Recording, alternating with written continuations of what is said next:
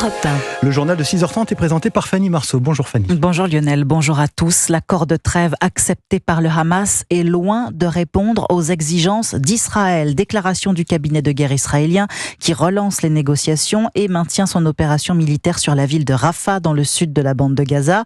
Une opération que condamne l'ONU, estimant l'ordre d'évacuation inhumain. Aviva Fried, vous êtes la correspondante d'Europe 1 aux États-Unis. Hier, le président américain Joe Biden s'est entretenu au téléphone avec Benjamin Netanyahou et il a pu réaffirmer sa ferme opposition à cette intervention militaire à Rafah.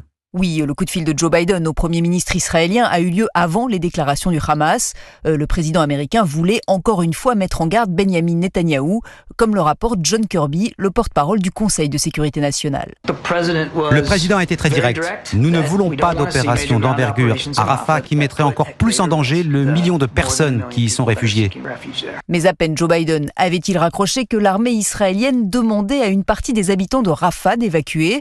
Alors la Maison-Blanche joue sur une certaine ambiguïté en parlant de son opposition à une opération d'envergure, ce qui n'est pas la même chose qu'une opposition à toute opération, mais c'est tout de même un camouflet pour le président américain qui n'arrive pas à raisonner son allié israélien, même si la position officielle reste la même.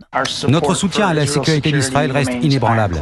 Un soutien qui pourrait coûter cher à Joe Biden, alors que les États-Unis tentent toujours de négocier un accord. Les manifestations pro-palestiniennes continuent sur les campus, mettant en péril la réélection du président américain. Aviva Fried.